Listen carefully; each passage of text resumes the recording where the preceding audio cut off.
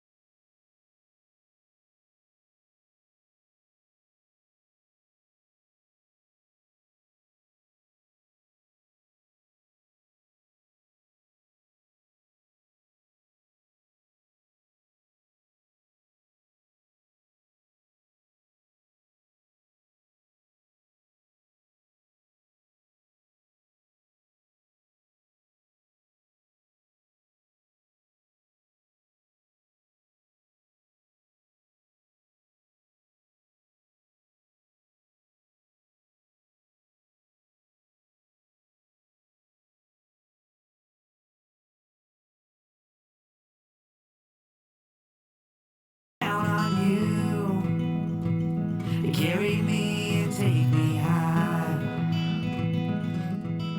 one day last year, I found myself thinking about my dad, feeling grateful for the childhood he allowed me to have. My mind wandered a bit and I began to think about Dennis Lamar. Try again. He's creating a beautiful home for his kids too. So is Michael Wynn. How you guys doing, okay? So is Edmund Davila. And Richard Bravo. Then on and on and on the list continued. Where can I go where you won't be there too? I didn't post a casting call asking people to refer me to men they think are really great dads. I didn't have to. I already knew who they were. I told you, you are a healer. I set out on this journey to give these men a voice. I asked them why being a father was so important.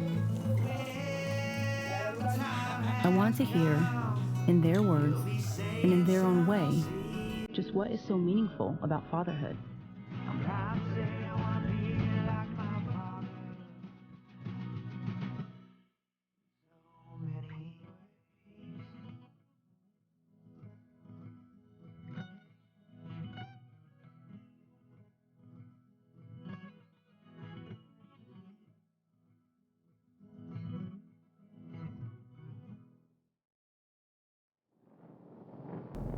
When I was growing up, Dad worked with Grandpa at the family business. Mom devoted her life to raising us girls. Together, my parents created a stable, safe, and loving place I called home. It's cold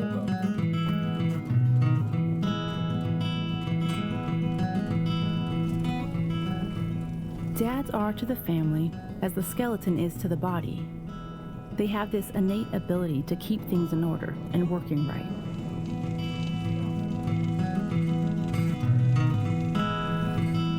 When it comes to fatherhood today, I think that the single most important thing you can do is just be aware of what's going on in your kid's life.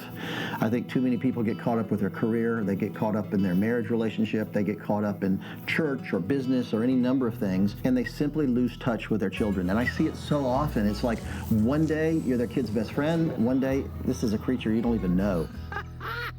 Hey, Papa, you want to come back a little close here? We are all wired kind of to do what we want to do.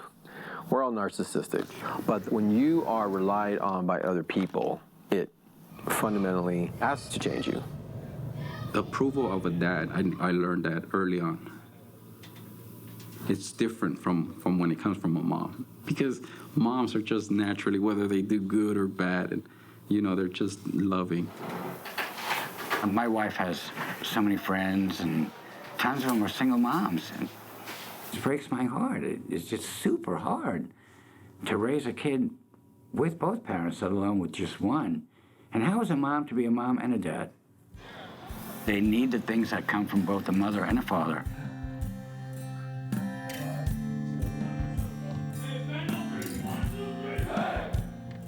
My dad, he's a passionate man. He's a great man. He grew up without a father, and that was very defining for him or for anybody. His parents were divorced when he was 8, and his dad died when he was 16 and had alcohol problems and all sorts of things. So that was very defining for my dad. And we moved to California in 1963, so I was 3.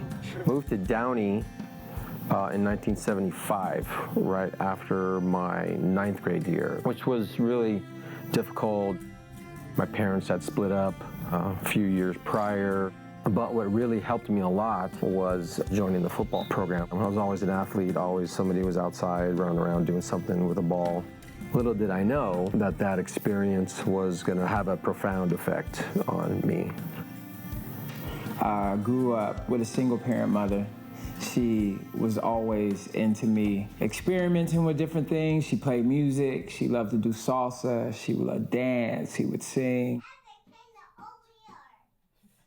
And then I grew up around a lot of women. So my aunties were always in the house. My auntie would play Michael Jackson, Prince. So I would get exposed to art and instruments, and I would have pots and pans, and I would just play music all the time when I was a kid. So I just remember growing up so much into just being creative.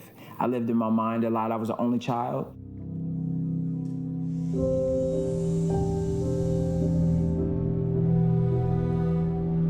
I do remember most of the journey from Guatemala all the way to the United States. It was my older brother, he was 6, and my mom. She came here first, and she made some money and then went back for us. Long bus rides, a lot of walking.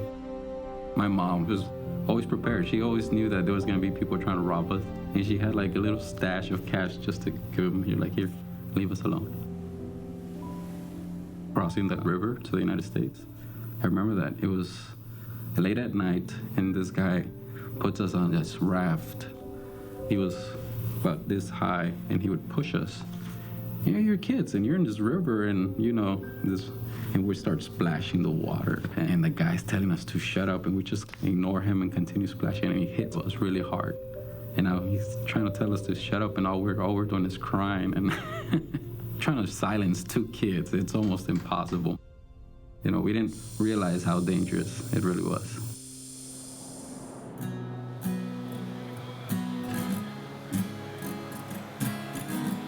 Curious what sort of dad groups are out there, I happily discovered City Dads Group had a Los Angeles chapter. And the men of the LA Dads Group were just as passionate about being actively engaged fathers as the rest of the men. I'm the blog editor, co-organizer for the LA Dads Group. And Trevor was like, yeah, man, I got this cool dads group. I'm like, yeah, whatever. I got enough stuff to do. He's like, no, you should come out, it'll be awesome. There's a bigger organization called City Dads, but about 4 or 5 years ago, they found me and asked if I would like to help organize and run the dads group here in LA. I think our ultimate goal is just for dads to be more involved as parents, you know, with their kids' lives. Yeah, I mean, that's key. And it's so critical. Like, there's a lot of research that's been done that shows when fathers are engaged in parenting and bringing up their kids, particularly at a young age, that it leads to better outcomes for the kids.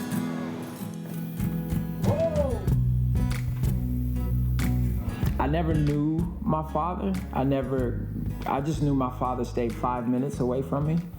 I saw him once, and I remember he dropped off a BMX bike Christmas Eve. I was with my friend. We were just like messing around on the porch, and he pulled up in the car.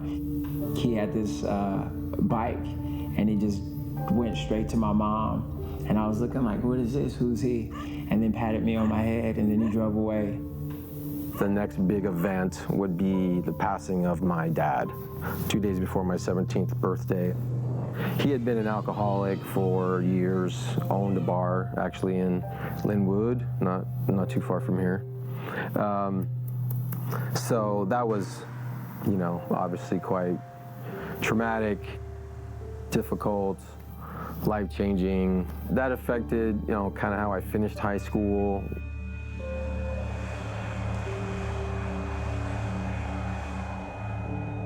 though the circumstances that I grew up in, other people would say are like hard circumstances.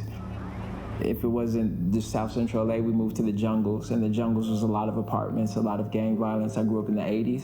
But for some reason, I don't know how my mom did it, but she maneuvered me in schools and places. I went to a majority white school.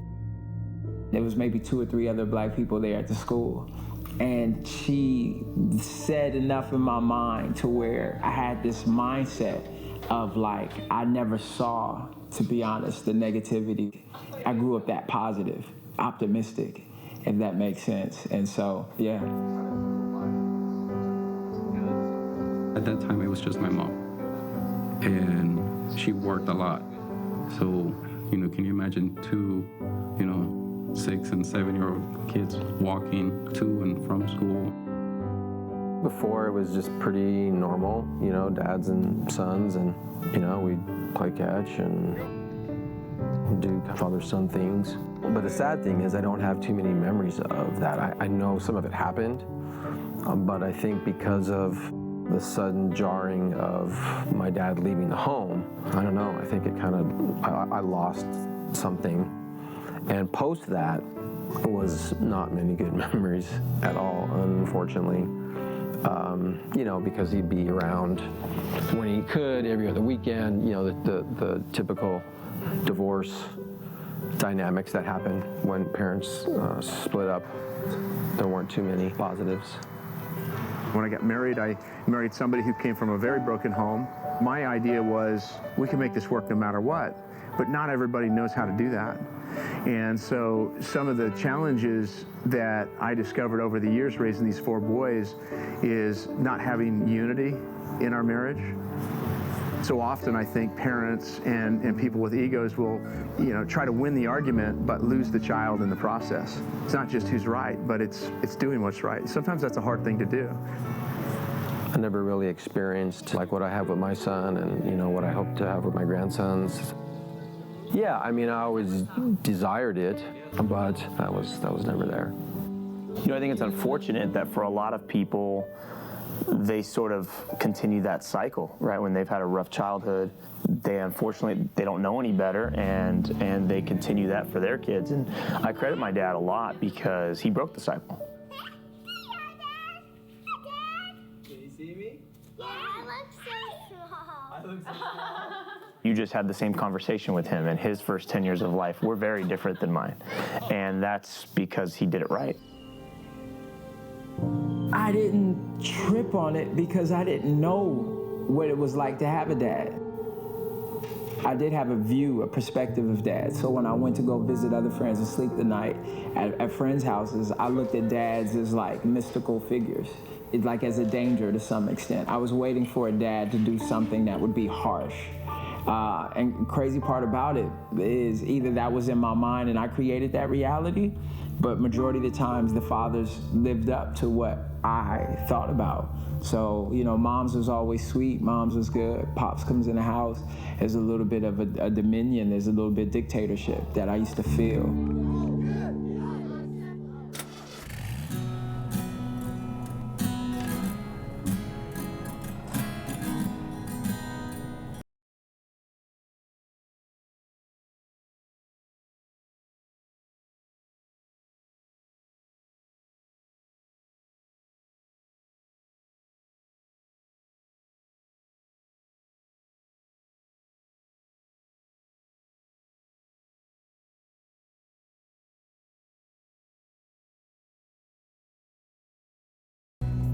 Dad's mom immigrated to the United States from Guadalajara, Mexico, after narrowly surviving both the Mexican Revolution and the Cristero War.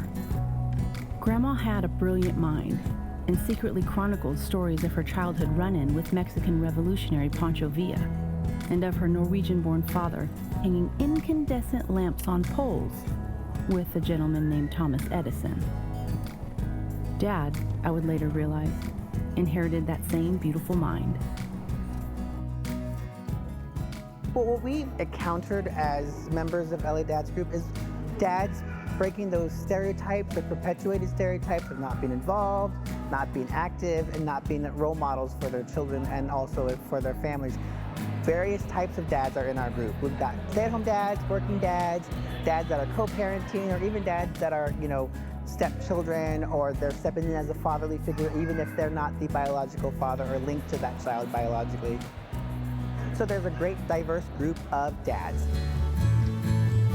I grew up in Hoboken, New Jersey, and my childhood was pretty interesting because my parents didn't speak any English.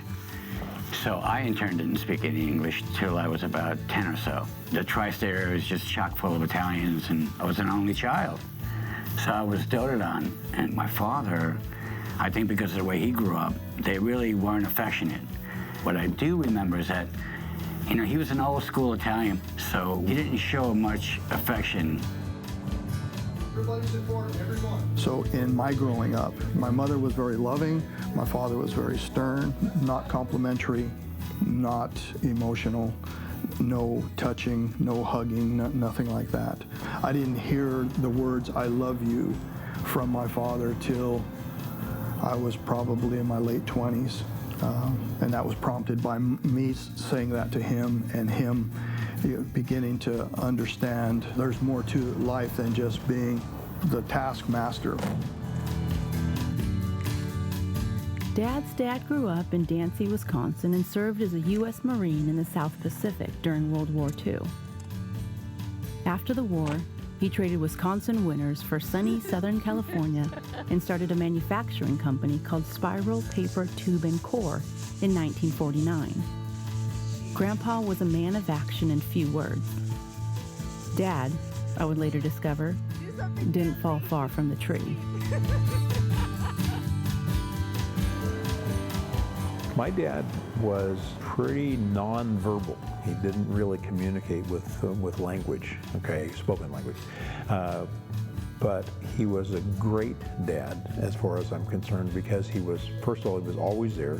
The other thing that I got from him was the fact that he loved us by the way that he worked.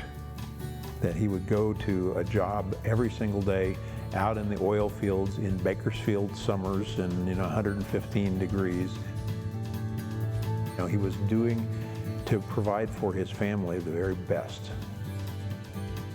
As I got older and started to see life from becoming a young man and then a man, I started to really appreciate my father even more. And that's when I was like, man, yeah, he's a rock. Like, he's the truth, and that's when it started to get better in terms of me, like, wow, I want to be like him. I have friends they and their father were like best friends. That was not the story of my father and I. We were never best friends. When I was growing up, we did family vacations, we did all that stuff, but we just never really were terribly close. And I think that's fairly common of people of my generation. Dad was born in Compton, California during the summer of 1950 and is, by all definitions, a baby boomer. Straight out of Compton, Dad was most comfortable expressing his love by providing and fixing. When the sink was clogged, he was the plumber. When I couldn't get the lid off the pickle jar, he was the muscle. When I needed to sharpen my number 2 pencil but had lost my sharpener, he'd unclip the knife from his hip pocket and in 4 quick movements and yellow shavings flying into the air and hand me back his version of a sharpened pencil. It looked odd, but it worked. Life is a journey that I'll hold your hand through. Every bump that you cross, I'll be right next to you. Your anchor through the waves. As it turns out, an entire generation of baby boomer dads were also quietly providing and fixing. There are memories I have of us doing a lot of fishing and things like that, but I do remember him working a lot. He constantly made it a point to make a better life for us. So that's why he went to California, because he knew there wasn't much in the little city of Longview for us. So he worked a lot. He was very driven. I mean, he barely knows English. We communicate, but he speaks English, but you can obviously tell it's a second language. So the fact that he was able to move to California and get his contractor's license is pretty amazing to me. And then when we got here, like I said, he was constantly working a lot. But he'd be home every night. My mom would always cook, and we'd always have dinner as a family. So he's a simple man, loves good food, and I think that's where I get it from, because I consider myself a foodie. He's not a man of many words, you know, but he's a strong man.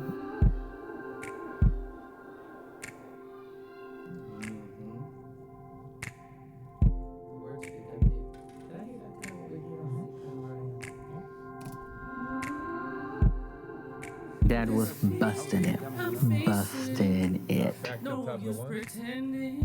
The epitome of this is how you take care of your family. Like whatever it takes. Let me just go to the one, all those, and then let me get some ad-libs on those. He had a kind of more, what some people call a more blue-collar, traditional baby boomer kind of thing. Mom, like, hustled all this stuff like a superwoman, you know, made sure everything was ready. He got to come home after a hard day's work and kind of chill. I was thinking about just how steady he had been. And I mean, that was what I saw growing up. And so anybody's fortunate to get to see something like that. Just diagnosed him with autism, that was this year. So we have 3 kids. All 3 kids are in diapers right now. There was a certain amount of developmental regression that starts happening, and you're like, what happened? What's going on? But there's grace for it. The fun stuff outweighs everything else, you know. I know I'm fortunate on multiple levels. The brightest of futures, or the worst we can picture, become a prophecy. Should it be simple? My dad was a Mr. Businessman. He's got a lot going on all the time. He would always, you know, try to be home from work by 4:30 so that he could spend time with us, do homework with us, coach our teams. My mom was the prototypical soccer mom, like she, you know, I mean, I didn't play soccer. I tried, it was bad. My relationship with my dad was always really great. We were really close. He didn't have a great relationship with his dad. His dad really looked at kids as functional. Like, you have kids so that you have somebody to get the work around the house done.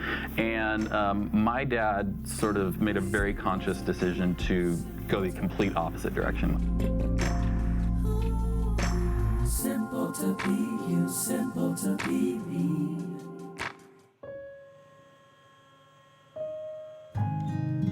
As a woman, I curiously asked the men to share about masculinity.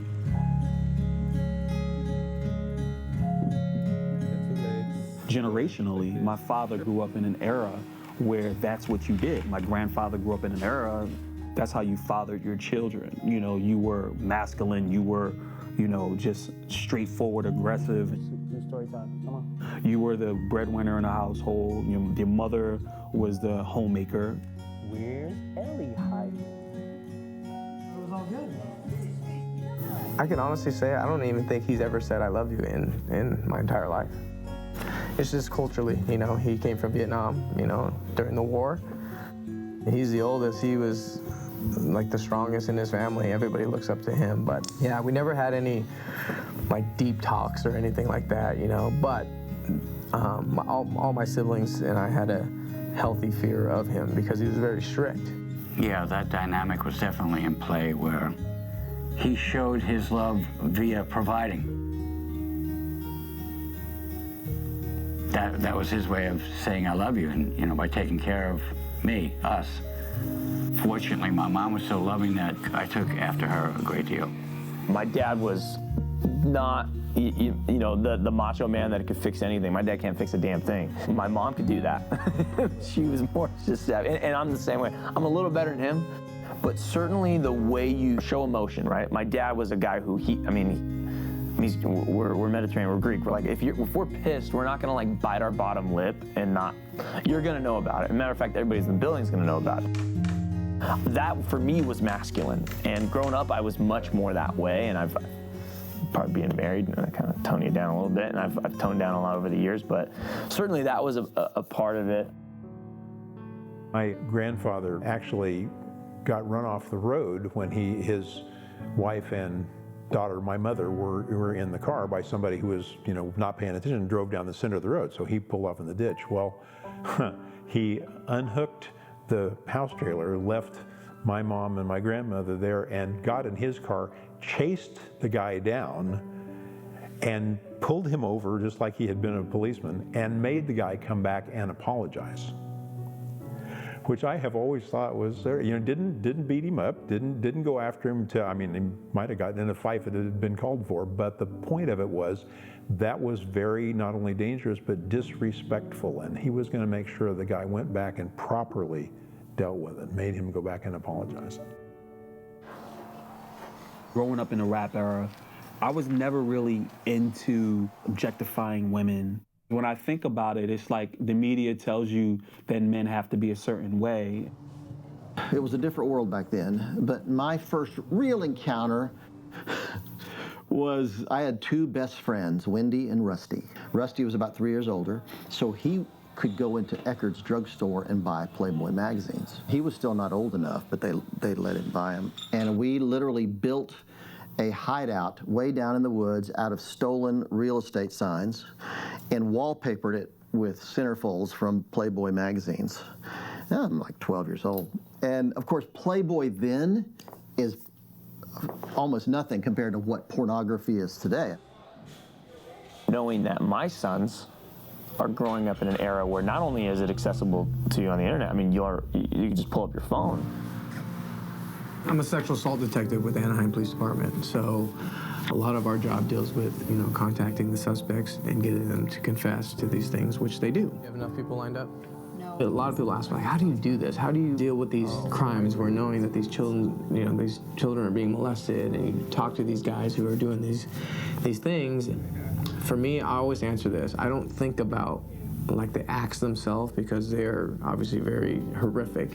I think about the victims and getting justice for them. I really do, because I know that it's just part of the healing process, and I love being able to do that. Detective Wynn. For me, the things that sort of shape that a little bit more would be the more subtle things of whether it's a magazine cover or a music video or things like that, of how women were sort of given their validity through how they look, and men were given their validation by the look of the girl on their arm.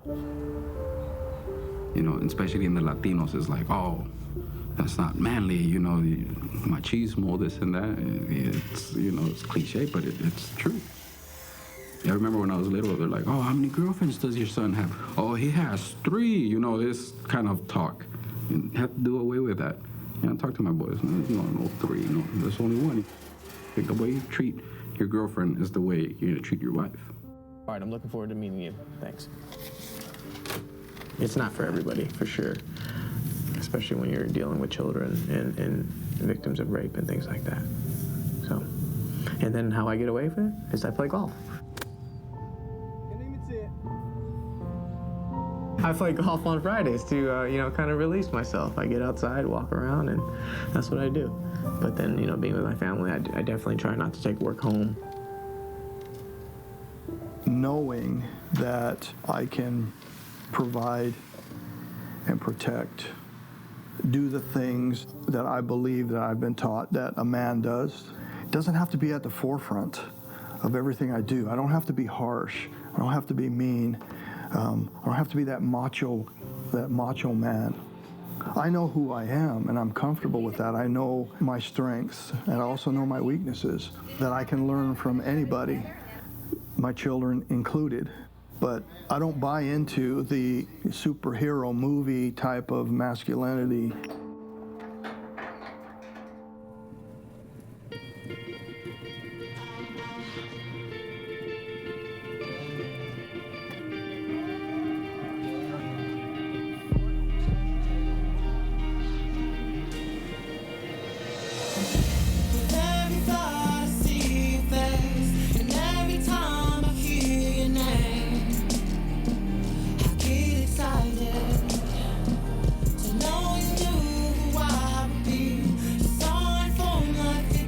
Nothing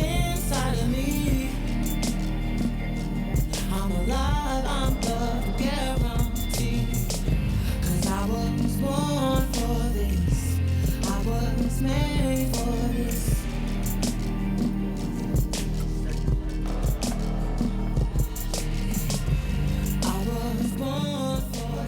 Top shelf guys like Matt Barnes just seem to fill my life.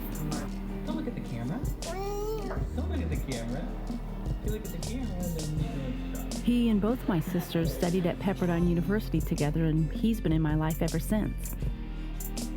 So naturally, I had to ask him and the other dads to describe what it was like becoming a father for the first time. Born for this, I was made for you.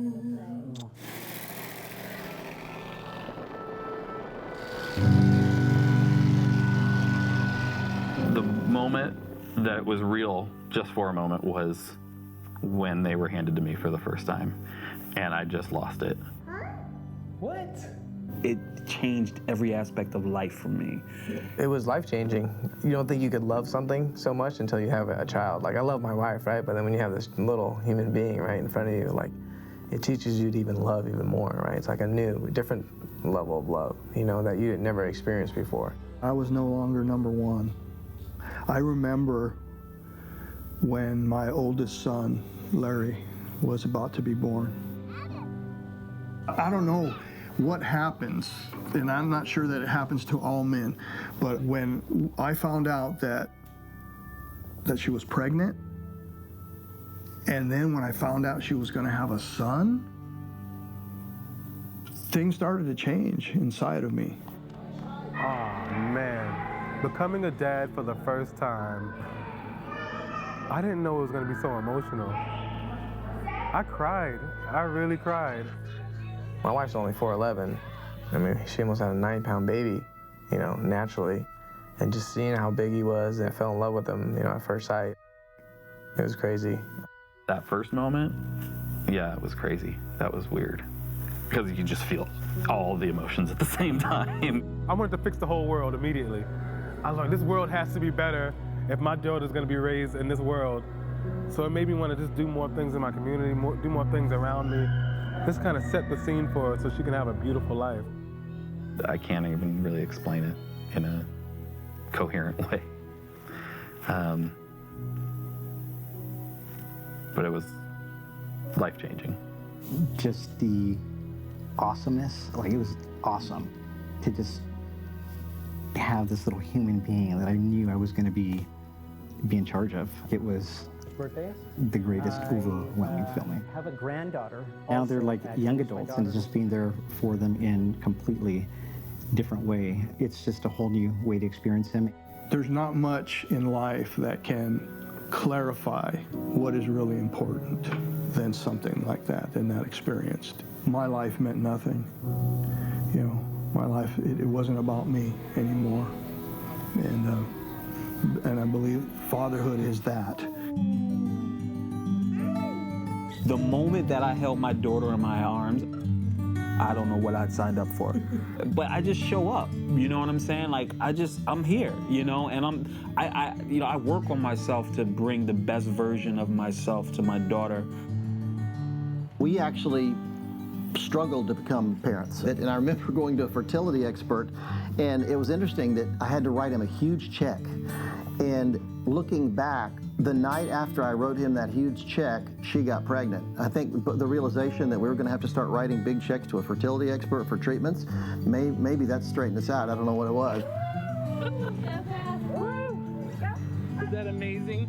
I confess to having said to Bodie before Rachel got here, you know, how's this going to, you know, work? We haven't been married that long, you know, and so on. And she said, it'll be different, but it'll be great. And she was right.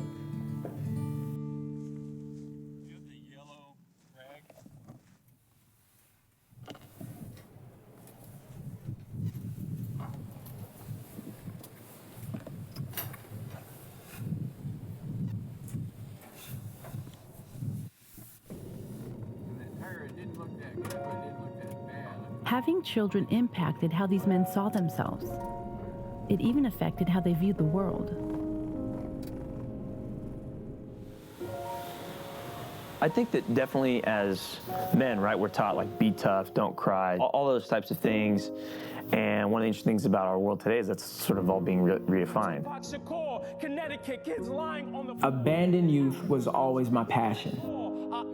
And I don't know, I can't tell you why. It wasn't like I was abandoned, you know what I mean? But I guess I had abandonment issues because my father wasn't around. So that's probably the core of it all. I had negative feelings towards being able to say those words, like father. And so I really wanted to explore why am I tripping off of that? And my desire was to be that bridge for a lot of people. 10 years ago, me and my wife created something called Slingshot Media. And Slingshot was based off the David and Goliath story, meaning who you are is enough to overcome any giant in your life. And so we would go to group homes, prisons, foster care agencies. What we did creatively, we would bring that to the youth. One of the hardest things ever is raising them, because they require so much supervision at this stage, and then with the challenges. Oh, hi, baby. And we said we were going to have a baby in 5 years. The process of getting pregnant was hard, actually. Just even doctor-wise, they were saying that there was something maybe wrong with V being able to get pregnant. So we used to hear that, and we would never accept it.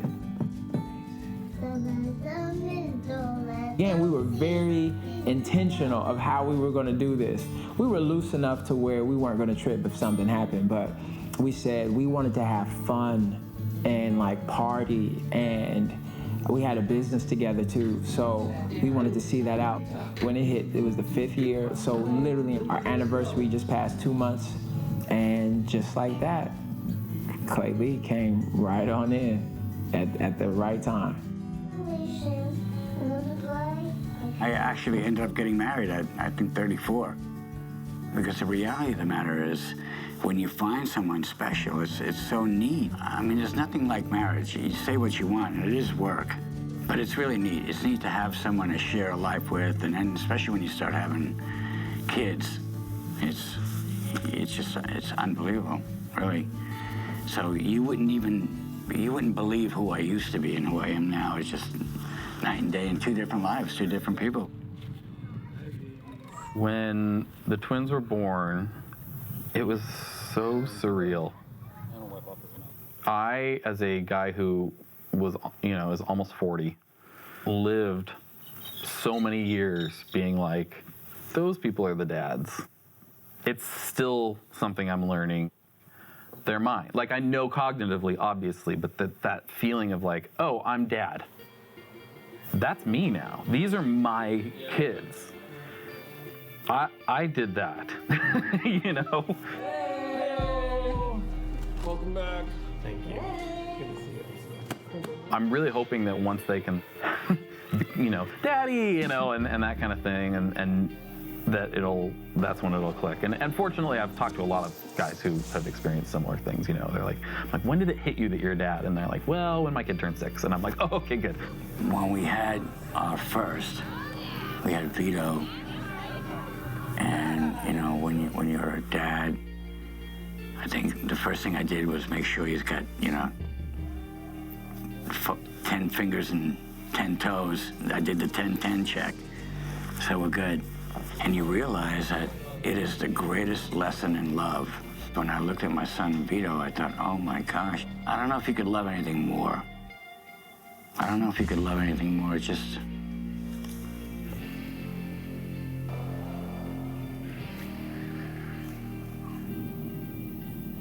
It was like a pure restoration. It was like the greatest comeback story. Fatherhood was like I got a chance to see legacy. What I really love is that dads are becoming part of the conversation. Like if this was a couple years ago, this would have just been MommyCon, there wouldn't have been a DaddyCon. So it's really exciting that there is a DaddyCon and that there's a Daddy Lounge and that there's a recognition that dads are here and they matter and they're important to their kids. Parenting is already a lot about championing your kids, but then when you add that element to it, you really have to advocate and really find out what's out there and what's available. And so, I mean, we have, but that's a everyday thing. Good, Langston. Yeah, Papa. Oh, come on, Papa. Swing your leg. You gotta swing your leg. It's nonstop. You already have that, it's built in as a parent and as a dad, but then you take any of the additional issues, you gotta up your game. It's a job within itself. It has to be modeled. If you don't see it in wherever you get your notion of how men and women are supposed to relate, if that doesn't happen in your home and it doesn't happen in television, it doesn't happen in movies, what are you going to base it on? Man, masculinity's changed since I had a daughter. Masculinity to me was like all the conflicts, you have to meet them head on and fight them with, you know, just aggression and, you know. And then when I had my daughter, it completely changed. I thought you did it like this. Did you put it up like this and then you did the ballet? I opened the door for Bodhi. That, to me, is just common courtesy. But I realize it's not, you know, much in the world today, and so I would love to see that get reintroduced. It requires such a tiny bit of effort to say by that action, I value you. And that's really what you're communicating.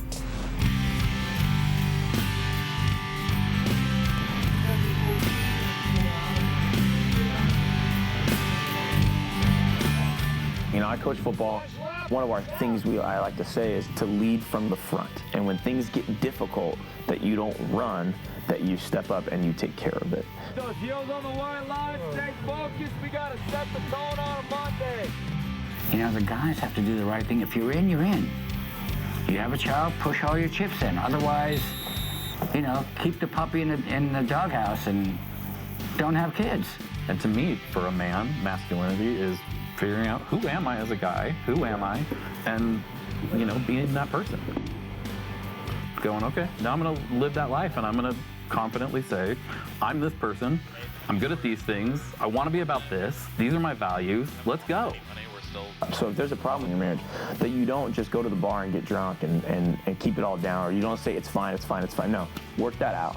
Ball up, consistent. Step up and take care of it, right? If there's a problem with one of the kids, that you don't just stand there on your phone or, you know, sorry, I'm gonna go golfing or fishing or whatever it is you like to do. No, there's an issue, you need to take care of it. Knowing how to be softer, knowing how to be gentle, knowing when to be firm, you know, and understanding the dynamic between the two. It's very important, you know, in raising a child, especially a daughter, and dealing with my wife. And this is why my father inspired me, because he was such a macho man, but he had his soft moments. And when I look at that now, I'm like, wow, that's what Dad did. That's what Pop did. Now I feel like all I'm doing is living out legacy. It's huge to me.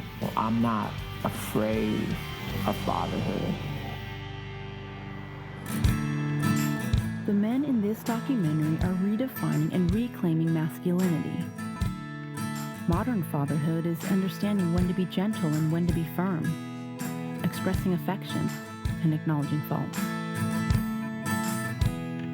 A stranger to the world, afraid of things to come, but he who runs was where it all began. The coolest thing though about it, which is a real blessing, is having my wife having me.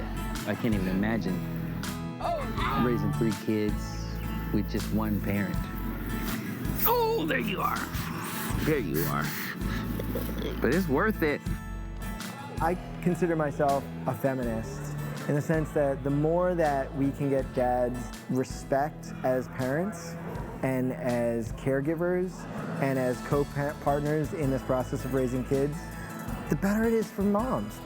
Being a parent is really difficult and really stressful, and we put too much of a burden on moms to do everything, and you know, and as dads, like, we just get treated as like, oh my God, you're changing your kid's diaper, you're the dad of the year. No, that's like our job.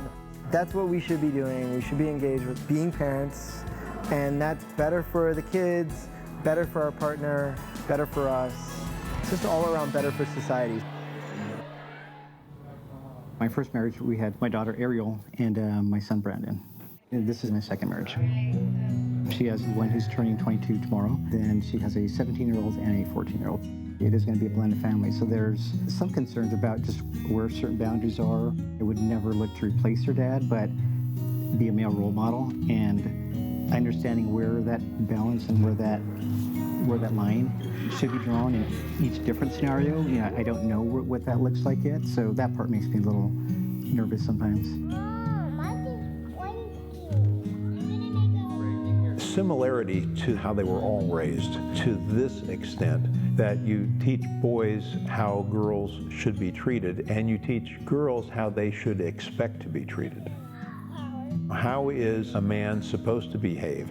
How are you supposed to be honored? And girls have to be taught that, just like the guys have to be shown this is how to do it.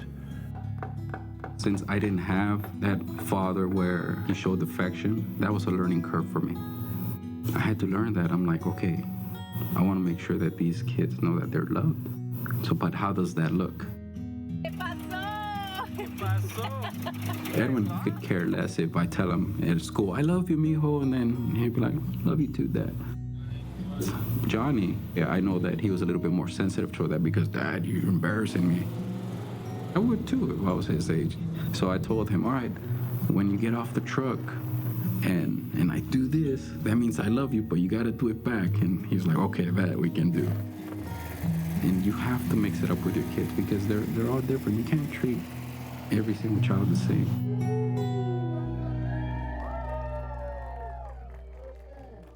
This was a lot of work. You guys are so special to us. We just want to make sure that you could all sit in the same area, be in the same area to enjoy a meal with us. Crying's good, getting it out, dealing with your own stuff, therapy, all that's powerful. Do it, get it out. I'm not saying it's like the placebo that's gonna cure you overnight, but I held it in for a long time. But once I was able to get it out and talk to people and cry, you have to empty yourself of all that stuff. I'm not saying it's easy, but there's other people that depend upon you now. It's not about you right now. It's about this blended family, this beautiful family. I just thank you for each of our children. I thank you for beautiful. I've always lived my life as an open book with my kids. They know everything about me, age appropriate. I'm willing to share anything with my kids. So they know the good, the bad, and the ugly. The ugly and the bad stuff never comes with any sort of, bragging. It's just what not to do. I think that's really important, being real. I think just consistency. Consistency and patting them back when they do good, holding them accountable.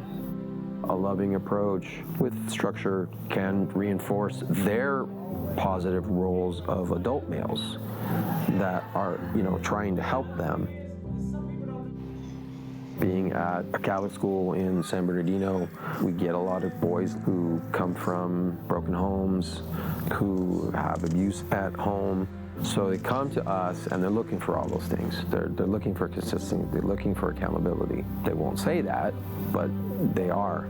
That whole myth, I don't give my kids a lot of time, but when I do, it's quality time. That's nuts.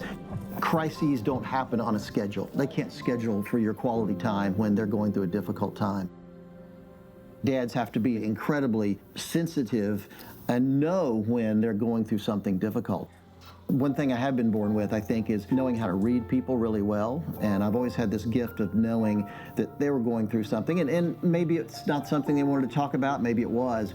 But the idea of just being there, being available to them, I think is the single most important thing you can possibly do.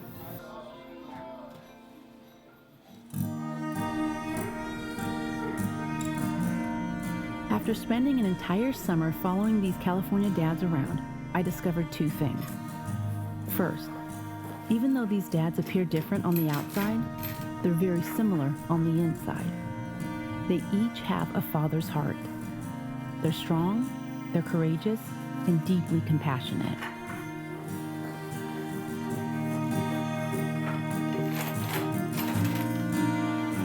Like my own dad, these men are embracing fatherhood as a lifelong adventure into the great unknown. Second, I never heard one excuse about anything from anybody, ever. Whatever the challenge, whatever the circumstance, these men are standing their ground. They're leading from the front. I'll be there through the bumps in the road, 'cause perfect unconditional. I talk about a complete role reversal. Supper club closes, she gets this great job. I end up becoming Mr. Mom. So now I've got 3 kids literally a year apart. 3, 2, 1. You know, and I was always kind of this motorcycle riding, wild, macho guy, and I go from, you know, motorcycle to minivan in like 3 years. It's really quite an adjustment. It just, and then it dawned on me, I thought, you know what, every guy has to do this. Every guy needs to spend a season of his life being a stay-at-home dad to truly appreciate the role of the mom. We've seen a doubling of the number of stay-at-home dads in the last 10 to 15 years. A lot of it was really driven by the recession, right? And it was kind of, some dub it the man session, because a lot of men were unemployed all of a sudden when it was sort of traditionally their role to be the breadwinner. And so we've actually jumped from like about 10% to about 20% of dads are stay-at-home dads.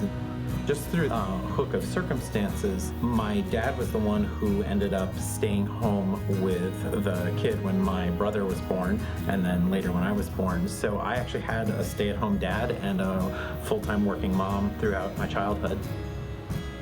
I am actually a stay-at-home dad. Our mother goes to work at 7 in the morning. She doesn't get home till 6 o'clock at night.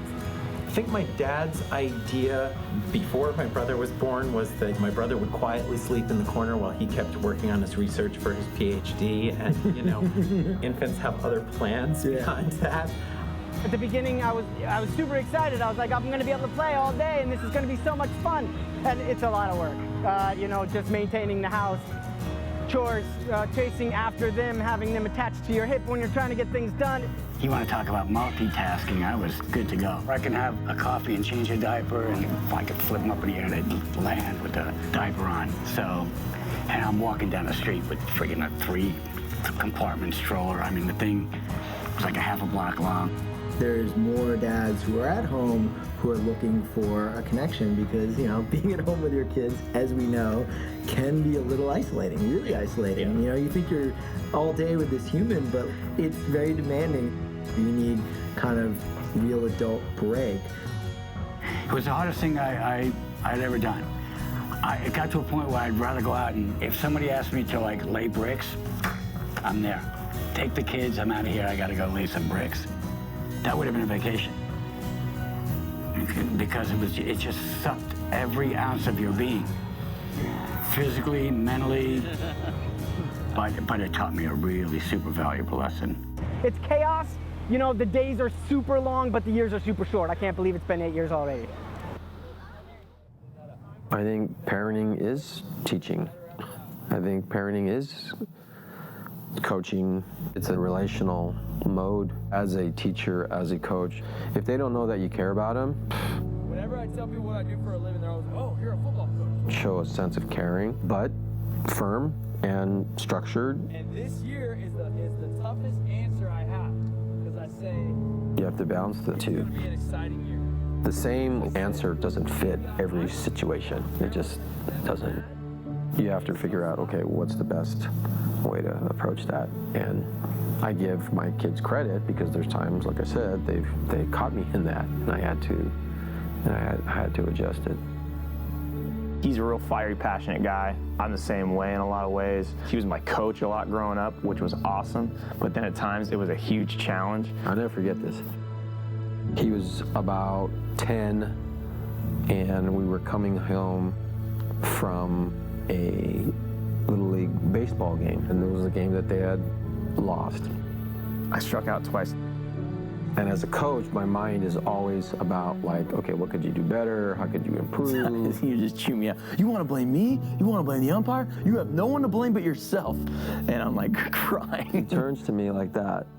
It just says, can you just be dad and not be coach? And it was like I had just gotten hit by a train. He was right. Was absolutely right. And from then on, it's been so much. I get emotional thinking about it. so much better. And not a buddy-buddy type thing, because he didn't need that then. He needed a father. But I'll never forget that. The biggest challenge for me as a father in going through the divorce is losing touch with the other kids. I ended up with full custody of my youngest son, and he came to live with me when he was 8 years old. The hardest thing for me to do was recognize that at some point he's going to explore and discover and fail and get hurt on his own. And so while I'm holding on to him so tight to protect him, you know, I realize that I might also be denying him free will. Loving your kids is letting them go. You know, of course, praying for them and teaching them what you can, but there's a time when you got to let them go, and they're going to come back if you teach them the right way, but they got to do it on their own. It was the hardest thing I've ever had to do because I fought so hard to protect him and insulate him from the challenges and from the pain and from the things that would take away his youth and his joy.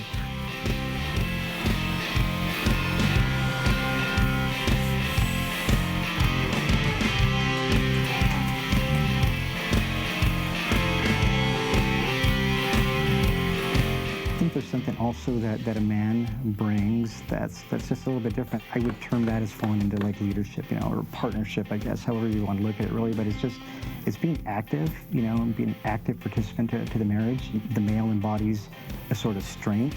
Not that the woman can't be firm, but also nurturing and that loving soft side. I just think that's the way we were created to naturally kind of bring those things to it. I love it. Thank you, Edwin.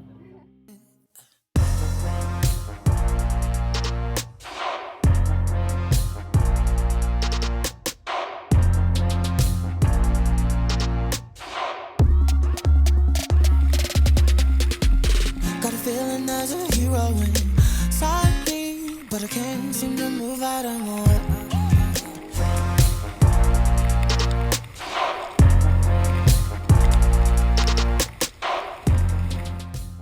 My outlook is completely different than what it was then. It was a miracle. And it was only as I grew up, as I grew older, that I got to appreciate, you know, my father and accept how he expressed his love. I mean, I knew he loved me. It was hard for him to say, I love you. And meanwhile, the nature of my personality is such that, you know, I wanted that. You want to hear that. Everybody wants to hear that. My dad may have made a lot of mistakes in his life, but my mom, late in her life, had Alzheimer's. And it got really, really bad to a point where we had to put her in a lockdown facility. And my dad chose to move into that lockdown facility with my mom, even though he was perfectly fine. Whatever wrong my dad ever did in his life, he was forgiven for that. I mean, he would call me during the day and say, let me tell you, there's some crazy people in this place. But he chose to go into a lockdown Alzheimer's facility with my mom just to be with her until she died. Even what he continues to do to this day, like I'm 47 years old and my dad will drop what he's doing to come over and help me. Like that's just my dad. Man, he showed up. He was there, like every time. He didn't abandon, he was there, you know, he raised us with the strength to believe in ourselves. You know, there's something that he always told me. He was like, sometimes you got to take one step back to make 10 forward, you know, and I hold on to that, and I'll pass it on to my daughter and any other children in the future. How have they changed me? Well, I think they've made me a better person, without question. It continues to change you when you're a father. I'm still learning things. And just looking back, there are different periods where I could say there were like big steps in growth and getting something, understanding something, and realizing I needed to grow. I wanted to grow in certain areas. Definitely not a one-shot deal. Each kid is different. Learning that was hard for me. You know, I did a lot of mistakes. You know, you get the book What to Expect when you're expecting, but there aren't any books written on what to expect when they're frigging older and know everything. That edition hasn't come out yet. I'm waiting for it. I might write it myself, but... I remember going back to Central America, and this was a 6-year-old kid on the floor. And people are just stepping over him And I'm probably 16 years old, and I'm outraged. I'm telling my mom, why is nobody picking this kid up? I think that was also given to me by my parents, opening my eyes to those kind of needs. And I think as parents, I think that's what our jobs are, is to make sure that our kids are tuned. I don't think anybody naturally has that. I think parents have to fine-tune that, make sure that they have that peripheral vision for those kind of things. Find out what interests them and then be a part of that. When you get married, you don't have your life and then add a person. No, you're exchanging your single life for your married life. It's a full-on transaction. And then when you have kids, it's the same thing. You don't here's our newlywed life and then let's just add a baby. No, it's a complete transaction of you're giving up your freedom and you're having a child. People act like your life is over when you get married. That's not true. You can have a lot of fun when you're newly married and all that kind of stuff. It's great. Your life is over when you have kids because your life is no longer about you. It's about someone else. Everything about your life changes because you view everything through the lens of there's someone who's depending on me. For me, the key in why I'm comfortable being a parent now is more the things I learned about myself before we had kids, which were like, relax a little and enjoy life, and not everything needs to be this massive deal or something to stress out over. And now, I mean, obviously there's some downsides to waiting until you're 39 to have kids, but the upsides are, I think, perspective. Like, we're just able to enjoy it. We have a lot of fun. I do talk to a lot of people that are about to be new dads or are contemplating being a father, and they're scared. Nowadays they're frightened. I was too, but believe it or not, I am a Latino that planned his kids. I plan my kids. When you have kids, your life just radically changes and your time doesn't become your own. Make it about the little lives that you have now. Make it about your wife. Make it about others. Kind of live in that space. There's just something unleashed in your DNA that is very powerful. And you will forever be changed, and your environment will forever be changed, and you will get back way more than you think. Fatherhood is not something I'm scared of. It's just not. There's a lot of other things that can trip me out a little bit, but fatherhood isn't one of them. Yeah, so being a father is just the greatest. It's a comeback story. It's like the best thing I could ever do in this planet is be a father. Simple to be you, simple to be me. Simple to be you, simple to be me.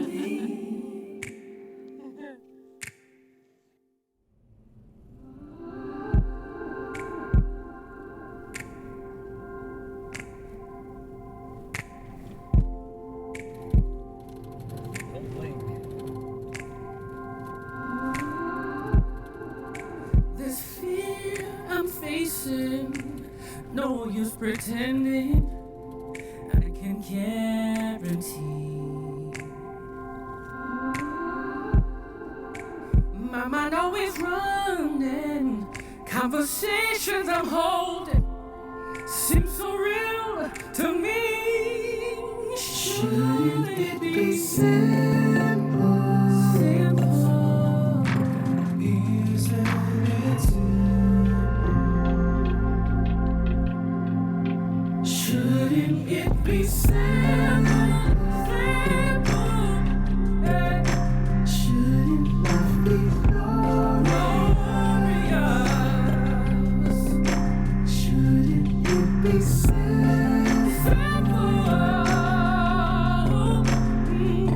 To be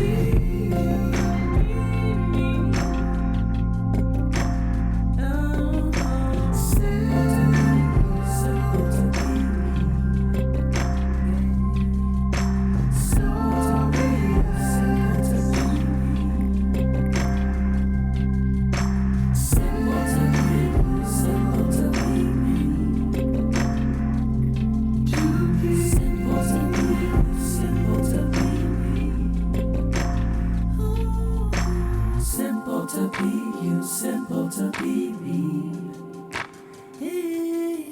Simple to be you, simple to be me.